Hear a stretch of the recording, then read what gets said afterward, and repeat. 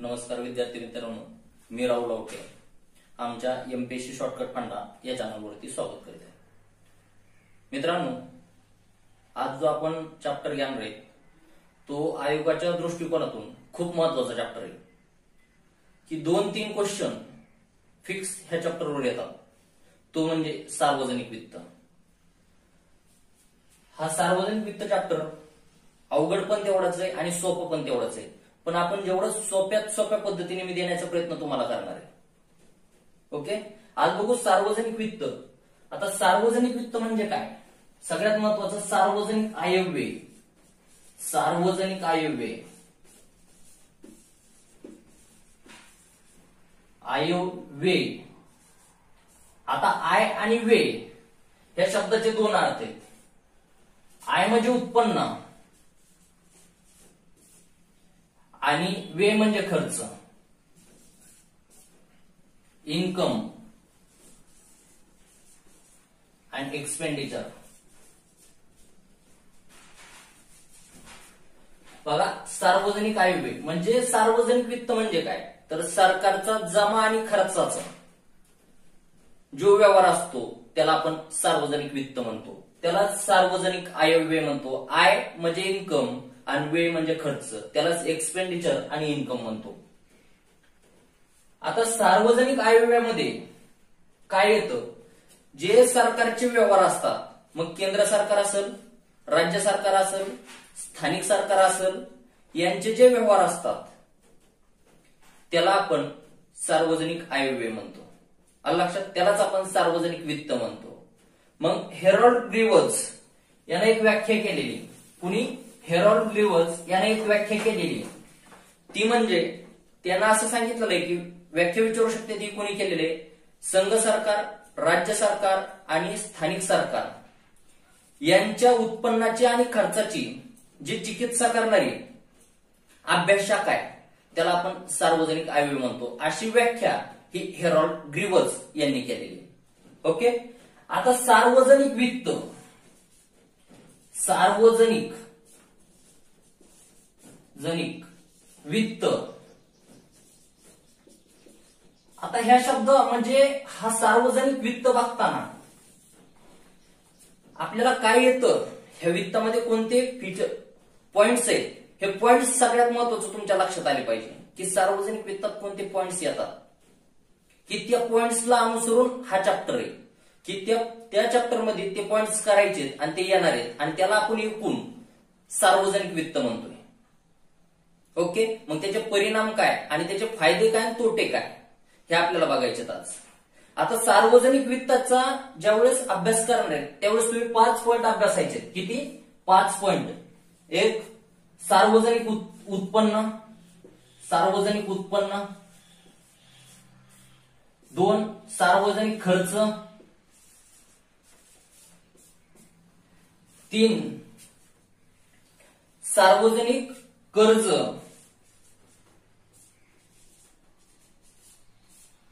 4. सार्वजनिक कर्ज वित्तीय व्यवस्थापन. वित्तीय व्यवस्थापन. आणि 5. राजकोषीय धोरण.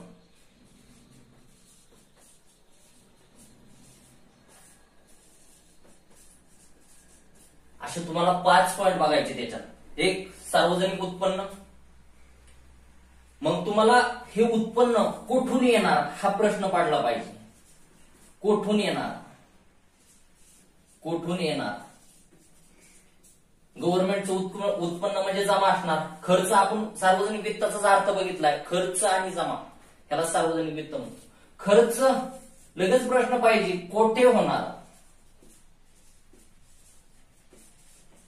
आणि कुठून भागवणार. कर्ज लगेच लक्षात आलं पाहिजे. कर्ज 2 प्रकारचं असतं. एक सार्वजनिक कर्ज,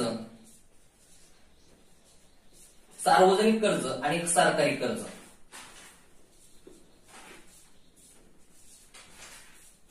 आता सार्वजनिक कर्जात कशाचा समावेश होतो? सार्वजनिक कर्ज म्हणजे अंतर्गत कर्ज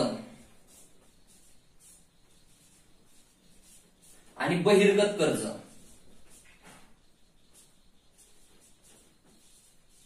तर मित्रांनो अंतर्गत कर्ज, अंतर्गत म्हणजे व्यक्तीकडून असेल, संस्थाकडून असेल किंवा बँकाकडून असेल, ऑल आलं. सार्वजनिक कर्ज म्हणजे सगळंच, ऑल सर्व. मग अंतर्गत आणि बहिर्गत अशा दोन्ही प्रकारचं. बहिर्गत म्हणजे बाहेरच्या देशाकडून घेतलेलं. आलं लक्षात? आपल्या कंट्रीच्या बाहेरकडून जे घेतलेलं आहे त्याला आपण काय म्हणतो? सार्वजनिक कर्ज म्हणतो. अंतर्गत आणि बहिर्गत. आता सरकारी कर्जात कशात समावेश होतो? सार्वजनिक कर्ज प्लस इतर देणी, हे आपल्याला बघायचं. इतर देणी म्हणजे काय? म्हणजे जे सार्वजनिक लोकलेखी आहेत, जे सरकार तिथं बँकर म्हणून काम करतं. मग इतर देणी म्हणजे कशात समावेश होतो?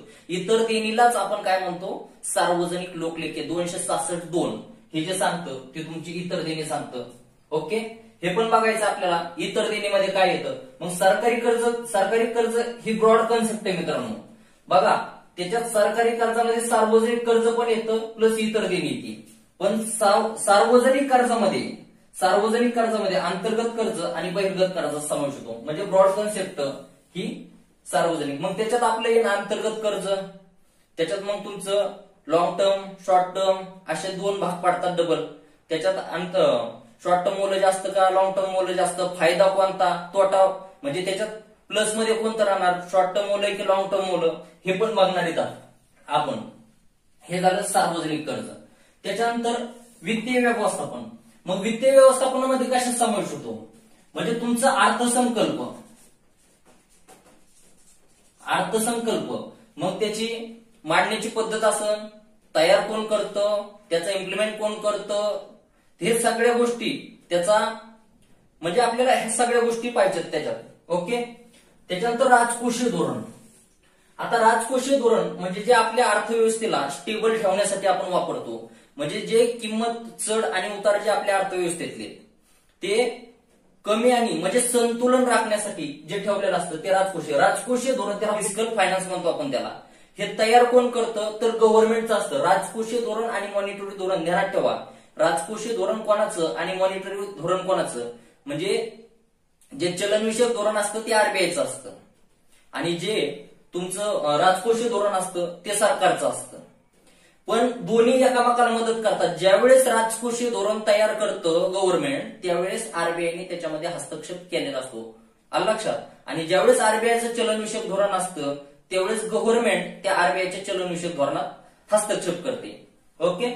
मग हे कशासाठी? जे सामाजिक महत्तम लाभ साध्य करायचा असतो तुम्हाला काय, आणि हे राजकोषीय धोरण हे सामाजिक महत्तम लाभाच्या तत्वावर आधारलेलं असतं. म्हणजे गव्हर्नमेंटचं सार्वजनिक वित्ताचं धोरण आणण्याचा मुख्य उद्देश काय असतो? सामाजिक न्याय प्रस्थापित करणे हे त्याचा मुख्य उद्देश असतो त्याच्या मागे आणण्याचा. आलं लक्षात? मग त्याचा तुमच्या किंमत पातळीवर कसा परिणाम होणार? त्याच्यानंतर रोजगार, राष्ट्रीय उत्पन्न, म्हणजे त्याचा सार्वजनिक वित्ताचा कसा परिणाम होणार आपण बघणार. राजकोषीय धोरणाचा काय, सरकारच्या जमा आणि खर्चाच्या म्हणजे राजकोषीय धोरणाचा. आलं लक्षात? सार्वजनिक आयव्ययाचा, सार्वजनिक आयव्यय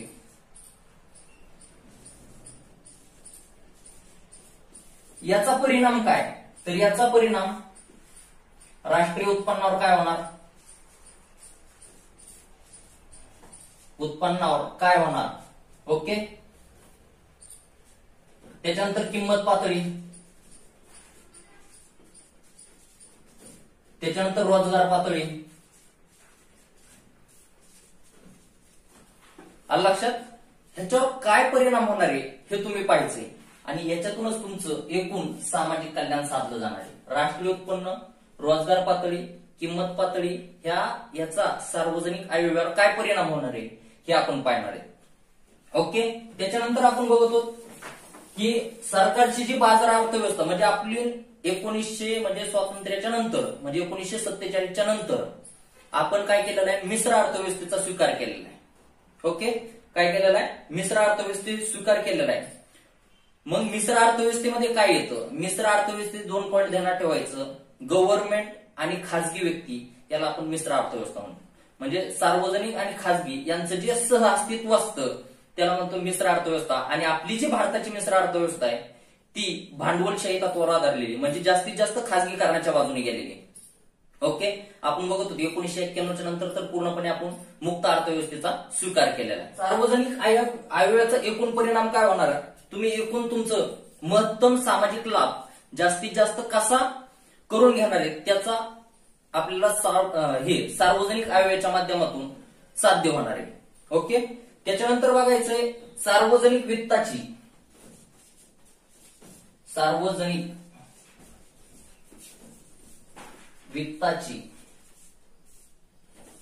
म्हणजे अर्थसंकल्पाची किती कार्य? तर एकूण प्रमुख 3 कार्य. खूप महत्वाचं आहे. सार्वजनिक वित्ताची प्रमुख 3 कार्य. किती? प्रमुख 3 कार्य. खूप महत्वाचं आहे हे 3 कार्य कोणते आहेत ते इंग्लिश मध्ये एडीएस ध्यानात ठेवा. एडीएस काय? एडीएस सार्वजनिक वित्ताची प्रमुख 3 कार्य. एडीएस. ए म्हणजे अलोकेशन, डी म्हणजे डिस्ट्रीब्युशन आणि एस म्हणजे स्टॅबिलायझेशन. असे प्रमुख 3 कार्य. 3 कार्य त्यालाच एडीएस म्हणतो आपण इंग्लिश मध्ये. ध्यानात ठेवा, तुम्हाला डायरेक्ट क्वेश्चन विचारते सार्वजनिक वित्ताचे प्रमुख किती कार्य? तर सार्वजनिक वित्ताचे प्रमुख 3 कार्य. 3 कार्य कोणते? इंग्लिश मध्ये एडीएस ध्यानात ठेवा. एक अलोकेशन, एक डिस्ट्रीब्युशन, एक स्टॅबिलायझेशन. त्यालाच आपण नियंत्रण कार्य, वितरण कार्य आणि स्थैर्य कार्य म्हणतो. डबल नियंत्रण कार्यामध्ये 2 पाडतात. नियंत्रण कार्यामध्ये प्रमुख 2 पाडतात. नियंत्रण कार्यामध्ये प्रमुख 2 कोणते? एक सार्वजनिक कार्य. कोणतं? एक सार्वजनिक वस्तू. सार्वजनिक वस्तू आणि एक त्यालाच पब्लिक गुड म्हणतो आपण. पब्लिक गुड आणि एक तुमच्या गुणवत्ता वस्तू.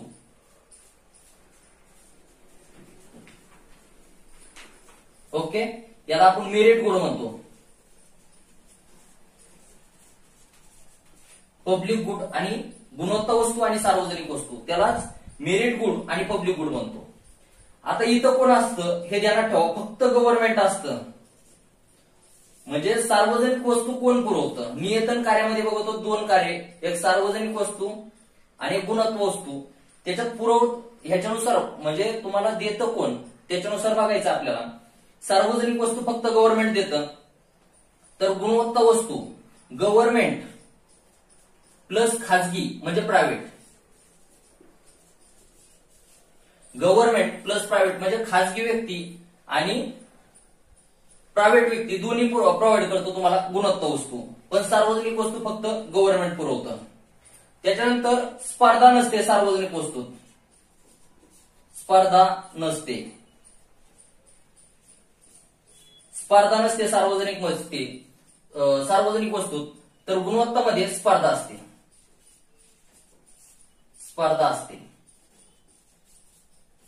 ओके, त्याच्यानंतर इथं म्हणजे मागणी वाढल्याच्या नंतर म्हणजे लाभार्थ्याच्या संख्येनुसार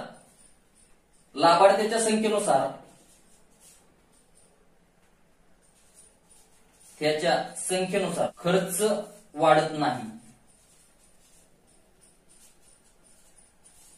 इथं लाभार्थ्याची संख्या वाढली की खर्च वाढतो.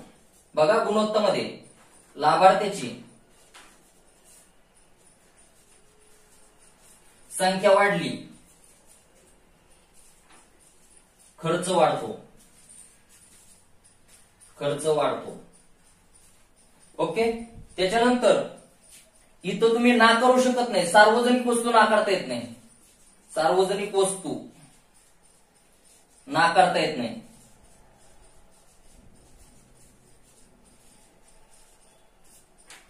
तर गुणवत्ता वस्तू नाकारता येते.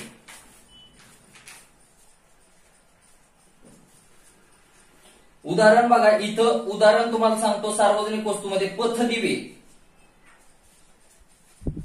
पथदिवे हे तुम्हाला नाकारता येत नाही. म्हणजे रस्त्याने जर लावलेले असले दिवे तर एखादा व्यक्ती चालला तर तुम्ही म्हणू शकत नाही की तू याचा यूज करू नको, असं म्हणता येत नाही सार्वजनिक मध्ये. तर गुणवत्तामध्ये नाकारतात. उदाहरण यातायात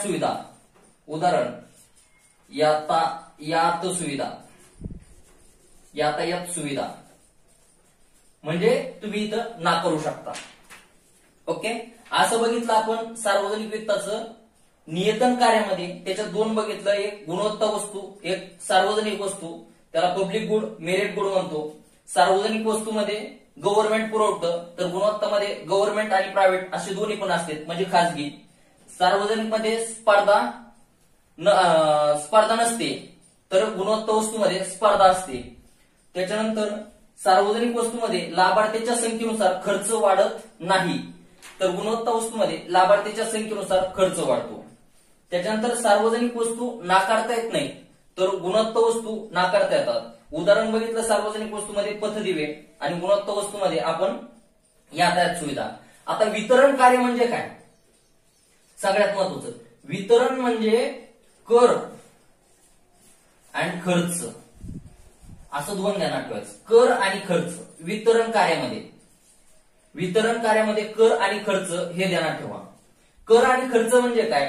तर श्रीमंत लोकांकडून कर गोळा करायचा आणि त्याचं काय करायचं, गरीब लोकांना, म्हणजे तुमच्या पीडीएस सुविधा असतील, म्हणजे स्वस्त धान्य दुकानं वगैरे याच्या माध्यमातून किंवा मनरेगा वगैरे याच्या माध्यमातून तो खर्च करणे. म्हणजे काय करणे? संतुलन ठेवणे, म्हणजे विषमता कमी करणे. आलं लक्षात? वितरण कार्याचं काम काय? विषमता कमी करणे. विषमता कमी करणे. ओके, खर्च आणि ध्यानात ठेवा, वितरण कार्य त्याला डिस्ट्रीब्युशन म्हणतो. त्याच्यात खर्च आणि कर ध्यानात ठेवायचं. कर म्हणजे श्रीमंताकडून गोळा करायचा आणि तो गरीबाला द्यायचा. ओके, ती विषमता कमी करण्यासाठी आपण वितरण आणलं, त्याला डिस्ट्रीब्युशन म्हणतो. स्थैर्य कार्य त्याला स्टॅबिलायझेशन म्हणतो. आता स्टॅबिलायझेशन हे प्राप्त करण्यासाठी आपण मागाशी बघितले राजकोषीय धोरण. आता हे राजकोषीय धोरण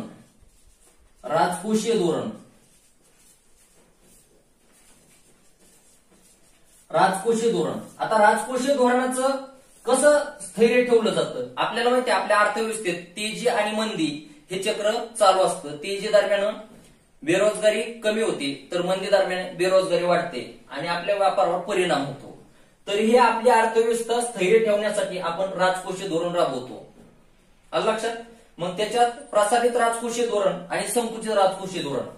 तर प्रसारित म्हणजे काय असतं? कराचा दर कमी असतो आणि गव्हर्नमेंटनं खर्च वाढवलेला असतो. कराचा दर कमी आणि गव्हर्नमेंटनं स्वतःचा खर्च वाढवलेला असतो, त्याला आपण प्रसारित राजकोषीय धोरण म्हणतो. आणि संकुचित राजकोषीय धोरण म्हणजे काय? तर संकुचित म्हणजे कराचा दर जास्त असतो आणि खर्च कमी असतो, त्याला आपण संकुचित राजकोषीय धोरण म्हणतो. ओके, हे बघितलं आपण स्थैर्य कार्यामध्ये राजकोषीय धोरण कसं असतं तर.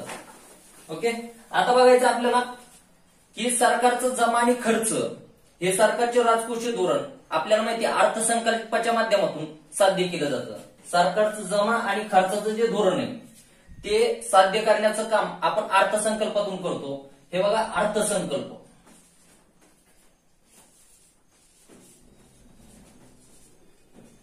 आता अर्थसंकल्प माहितीये तुम्हाला, एक घटक येणारा असतो आणि एक घटक जाणारा असतो. म्हणजे येणारी ही जमा असते आणि जाणारा हा खर्च असतो. म्हणून तर अर्थसंकल्पाला आपण रुपया कसा येणार आणि रुपया कसा जाणार असं म्हणतो. म्हणजे त्याच्यात जमा आणि खर्चाचा समावेश असतो. म्हणून तर आपण सरकारचं जे राजकोषीय धोरण आहे ते अर्थसंकल्पातून मांडलं जातं. ओके, आता अर्थसंकल्प आपण बघायचे की अर्थसंकल्प, आता अर्थसंकल्पाची उत्पत्ती कुठून झाली? अर्थसंकल्प हा शब्द कुठून आला? अर्थसंकल्प आपल्या घटनेत शब्द वापरला जात नाही. आपल्या घटनेत अर्थसंकल्प हा शब्द वापरला जात नसून वार्षिक वित्तीय विवरणपत्र या नावाने ओळखला जातो. काय? वार्षिक वित्तीय विवरणपत्र या नावाने हा शब्द घटनेत अर्थसंकल्प हा कुठं शब्द नाही. कलम 112 आणि राज्याचं म्हणलं, केंद्राचं म्हणलं तर 112 आणि राज्याचं म्हणलं तर 202 वार्षिक वित्तीय विवरणपत्र याच नावाने ओळखला जातो. ओके, आता ह्या शब्दाची उत्पत्ती कुठून झाली? आता बजेट म्हणतो आपण अर्थसंकल्पाला इंग्लिशमध्ये आपण बजेट म्हणतो. बजेट. आता हे बजेट शब्द कोणत्या भाषेतून आला? उत्पत्ती कुठून आहे? बजेट शब्द वापरला कुठं आणि बजेट शब्दाचा अर्थ काय, अशा तीन गोष्टी बघायच्या. उत्पत्ती फ्रेंच शब्दापासून, फ्रेंच शब्दापासून. त्याच्यानंतर अर्थ त्याचा चामड्याची पिशवी, चामड्याची पिशवी. आणि सर्वप्रथम वापर, सर्वप्रथम बजेट हा शब्द, हा शब्द इंग्लंडमध्ये 1733 ला वापरलेला आहे. कधी? 1733. बघा, बजेट हा इंग्लिश शब्द आहे, त्याची उत्पत्ती, बजेट हा इंग्लिश शब्द आहे. ऍक्च्युली बजेट हा शब्द कोणत्या भाषेपासून उत्पन्न झालाय? तर फ्रेंच या शब्दापासून उत्पन्न झालाय. त्याचा अर्थ काय? तर चामड्याची पिशवी. सर्वप्रथम कोणत्या देशाने बजेट या शब्दाची वापर केलाय? तर इंग्लंड या देशानं सर्वप्रथम 1733 मध्ये बजेट हा शब्द वापरलेला आहे. ओके. आता अर्थसंकल्प आपल्याला बघायचंय की बाबा अर्थसंकल्प भारतात कधीपासून आला, भारतात मांडण्यात कधीपासून सुरुवात केली आणि काय काय बदल झाले हे अर्थसंकल्पाबद्दल बघायचे आपल्याला. तर बघा, भारतामध्ये ज्यावेळेस ईस्ट इंडिया कंपनीची सत्ता गेली 1858 ला, त्याच्यानंतर 2 वर्षानं 7 एप्रिल 1860 जेम्स विल्सन यानं सर्वप्रथम अर्थसंकल्प मांडलेला आहे भारतात. ओके. बघा, त्याच्यानंतर बदल कसे कसे होत गेले आपल्या भारतात हे बघायचं आपल्याला. की स्वातंत्र्याच्या पूर्वी कुणी मांडला, स्वातंत्र्याच्या नंतर कुणी मांडलेला आहे, हे म्हणजे तुमची वित्त मंत्री हे तुमच्या लक्षात पाहिजे. गणराज्याचा पहिला कुणी मांडलेला आहे. त्याच्यानंतर निवडणुका झालेल्या, म्हणजे 1952 ला निवडणुका झाल्याच नंतर पहिला अर्थसंकल्प कुणी मांडलाय हे तुमच्या पण लक्षात पाहिजे. तर बघा, 15 ऑगस्ट 1947 पूर्वी आणि नंतर अशा 2 कन्सेप्ट आहेत. बघा, पूर्वी आणि नंतर. 15 ऑगस्ट 19 म्हणजे अंतरिम सरकारचा.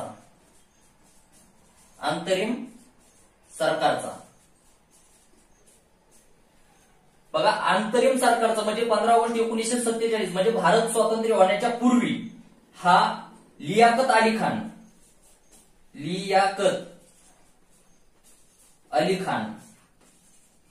यांनी मांडला. तर स्वातंत्र्याच्या नंतर म्हणजे 15 ऑगस्ट 1947 नंतर आर षण्मुख शेट्टी यांनी मांडलेला आहे. ओके. आर षण्मुख शेट्टी यांनी मांडलेला आहे. त्याच्यानंतर गणराज्याचा पहिला अर्थसंकल्प म्हणजे 26 नोव्हेंबर. बघा, गणराज्याचा पहिला अर्थसंकल्प म्हणजे 29 फेब्रुवारी 1950 म्हणजे घटना अंमलात आल्याच्या नंतर. बघा, घटना आपली 26 जानेवारी 1950 ला अंमलात म्हणजे लागू झाली, इम्प्लिमेंटेशन झाली. त्याचा पहिला अर्थसंकल्प, त्याला गणराज्याचा पहिला अर्थसंकल्प म्हणतो, जॉन मथाईने मांडलाय. कुणी? जॉन मथाई. गणराज्याचा पहिला अर्थसंकल्प 29 फेब्रुवारी 1950 ला जॉन मथाई यांनी मांडलेला आहे. तर निवडून आलेल्या पहिल्या सरकारचा अर्थसंकल्प, निवडून आलेल्या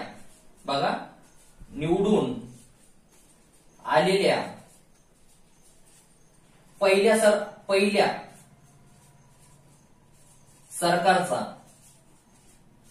अर्थसंकल्प, 1952. कधी? 1952. हा सगळ्यात महत्वाचं की चिंतामणराव देशमुख म्हणजे त्याला आपण सीडी देशमुख म्हणतो, सीडी देशमुख यांनी मांडला. ओके. बघा, आपण बघितलं अर्थसंकल्प सुरुवात भारतात कशी झाली.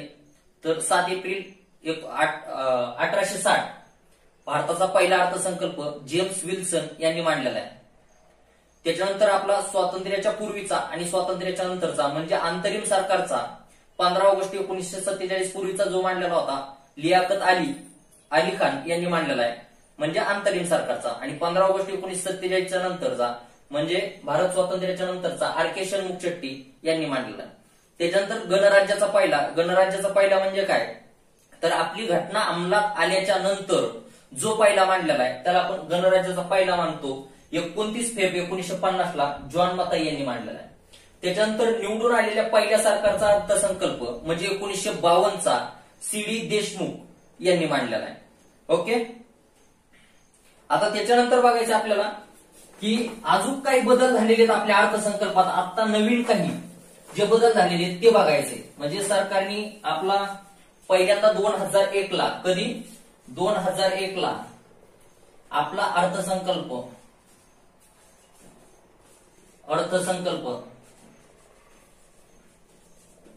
सकाळी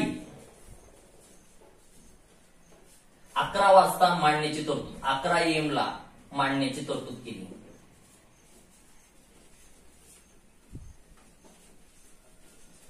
म्हणजे याच्या आधी ज्यावेळेस ब्रिटनचा अर्थसंकल्प मांडला जायचा म्हणजे त्यांचा सकाळी 11 वाजता मांडला जायचा आणि आपला 5 वाजता अर्थसंकल्प मांडला जायचा. पण 2001 पासून यशवंत सिन्हा, अर्थमंत्री यशवंत सिन्हा यांनी पहिल्यांदाच काय केलं म्हणजे 2001 ला आपला अर्थसंकल्प 11 वाजल्यापासून मांडायला चालू केलाय. ध्यानात ठेवा, अर्थमंत्री कोण, यशवंत सिन्हा. कधीपासून, 2001 पासून आपण काय केलंय 11 वाजता मांडायला चालू केले. दुसरी तरतूद, आता नवीन लेटेस्ट बदल 2017 म्हणजे 17-18चा अर्थसंकल्प. हे ध्यानात ठेवा, 17-18चा अर्थसंकल्प आपण पहिल्यांदा 28 किंवा 29 फेब्रुवारीला म्हणजे फेब्रुवारीच्या शेवटच्या दिवशी आपण अर्थसंकल्प मांडायचो. काय करायचो, फेब्रुवारीच्या शेवटच्या दिवशी अर्थसंकल्प मांडायचो. पण 2017-18 पासून नवीन नियमानुसार 1 फेब 2017 ला अर्थमंत्री अरुण जेटली यांनी फेब्रुवारीच्या काय केलेले पहिल्या दिवशी अर्थसंकल्प मांडलेला आहे. म्हणजे आता इथून पुढे काय तरतूद केली, आता आपण लेखानुदान पद्धत मांडायची बंद केली. म्हणजे वेळ येणार नाही. जर पहिल्यांदा आपण 28-29 फेब्रुवारीला मांडायचो त्याच्यामुळे आपण लेखानुदान मांडायचो. आता काय केले, लेखानुदान बंद केले आणि त्याच्या जागेवर आपण काय करायला आता 1 फेब्रुवारीला अर्थसंकल्प. पण कधीपासनं, तुम्हाला सगळ्यात महत्वाचं म्हणजे तुम्ही कन्फ्युज होता, 19 ला चालू केलाय, 16 ला चालू केलाय का 17 ला चालू केलाय, तर 1 फेब्रुवारी लेटेस्ट आहे त्याच्यामुळे महत्वाचं आहे. 1 फेब्रुवारी 2017 आणि अर्थमंत्री अरुण जेटली, तुम्हाला दुसरं कोणी वाटन कारण की ते आता एक्सपायर झालेले, त्याच्यामुळे अर्थमंत्री खूप महत्वाचं आहे. कधीपासून, तर 17-18 पासून 1 फेब्रुवारी, कारण की 17-18 पुढचं अंदाजित वर्ष असतं आपलं, त्याच्यामुळे 1 फेब्रुवारी 2017 पासून आपण काय केलेलं आहे, अर्थसंकल्प आपण 1 फेब्रुवारीला मांडायला लागलो. त्याच्यानंतर आपल्याला बघायचं आपल्याला म्हणजे आपलं जे आर्थिक वर्ष आहे ते आर्थिक वर्ष कसं चेंज झालेलं आहे. ज्यावेळेस आपण 1860 ला, कधी 1860 ते 1867, ध्यानात ठेवा मित्रांनो खूप महत्वाचं आहे, 1860 ते 1867 हे जे आपलं आर्थिक वर्ष होतं ते 1 मे ते 30 एप्रिल असं होतं. बघा, 1 मे ते 30 एप्रिल आपलं असं आर्थिक वर्ष होतं. ओके, कधी 1860 ते 1867, 1867 पासून आतापर्यंत, 1867 ते आतापर्यंत म्हणजे सध्या 1 एप्रिल ते 31 मार्च असं आहे. म्हणजे आपला हा प्रीचा क्वेश्चन आहे मित्रांनो. प्रीला असले क्वेश्चन विचारते, कॉमन क्वेश्चन आहे. बघा, आर्थिक वर्ष बघत होतं आपलं 1860 ते 1867, हे 1 मे ते 30 एप्रिल होतं. 1867 पासून आजपर्यंत आपण बऱ्याच वेळा प्रयत्न केलेले आहेत. एलकेजा समिती नेमलेली आहे, त्याच्यानंतर रवींद्र ढोलकिया समिती नेमलेली आहे, त्याच्यानंतर तुमची शंकर आचार्य समिती नेमलेली आहे. आर्थिक वर्षासाठी तुम्हाला ध्यानात ठेवा, आर्थिक वर्षासाठी आपण बदलण्यासाठी कोणत्या कोणत्या समित्या नेमलेल्या आहेत, तर 3 समित्या आहेत. 1 एलकेजा समिती, 2 शंकर आचार्य समिती आणि 3 तुमची आत्ताची रवींद्र ढोलकिया समिती 2018 ला नेमलेली होती. ती 2018 ला रवींद्र ढोलकिया समिती नेमलेली. ओके, आपल्याला अर्थसंकल्प हे तयार कोण करतं, त्याला मदत कोण करतं आणि अर्थसंकल्पात येतं काय हे बघायचं आता आपल्याला. आता बघा अर्थसंकल्प बघितला आपण. अर्थसंकल्प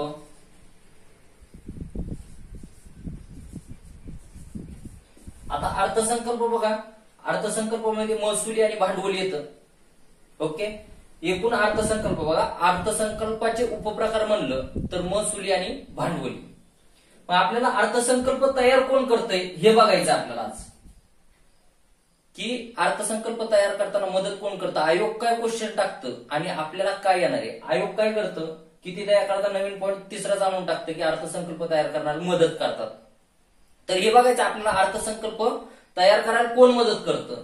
तर अर्थसंकल्प तयार करण्यासाठी बघा, अर्थसंकल्प तयार करण्यासाठी वित्त मंत्रालयाअंतर्गत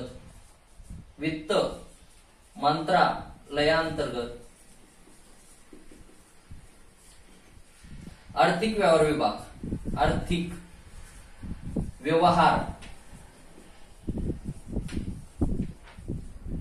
तयार करतो. बघा अर्थसंकल्प तयार कोण करतो आपला खूप महत्वाचा आहे. तर अर्थसंकल्प तयार करतो आर्थिक व्यवहार विभाग, हे अर्थसंकल्प तयार करतो. आता त्याला मदत कोण करतात बघा, त्याला मदत कोण करतं. तर एक वित्त मंत्रालय,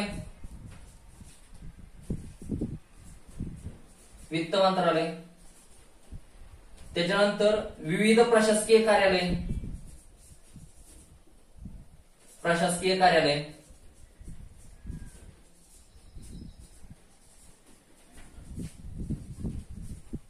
त्याच्यानंतर विविध प्रशासकीय कार्यालय, वित्त मंत्रालय, विविध प्रशासकीय कार्यालय, नीती आयोग,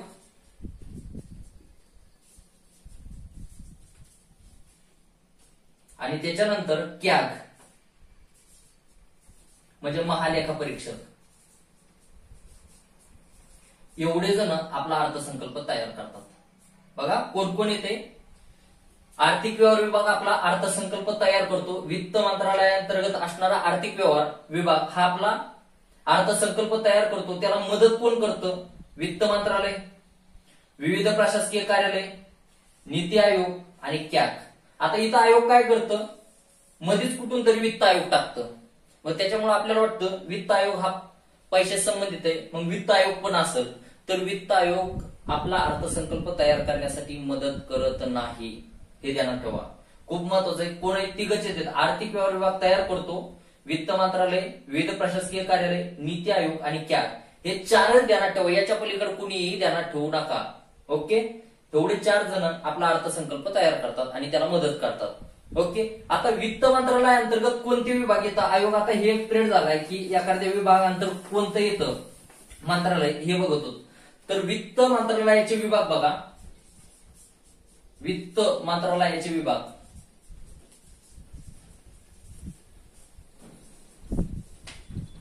याच्या अंतर्गत कोण कोण येतं ध्यानात ठेवा. वित्त मंत्रालयाचे विभाग, एक खर्च विभाग, एक महसुली विभाग,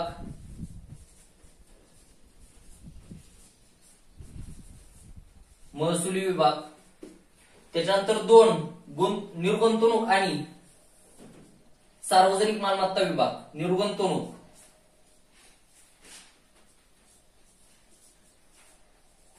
अँड सार्वजनिक मालमत्ता प्रबंध विभाग, सार्वजनिक मालमत्ता प्रबंध विभाग. ओके, आणि अजून तुमचं आर्थिक व्यवहार विभाग.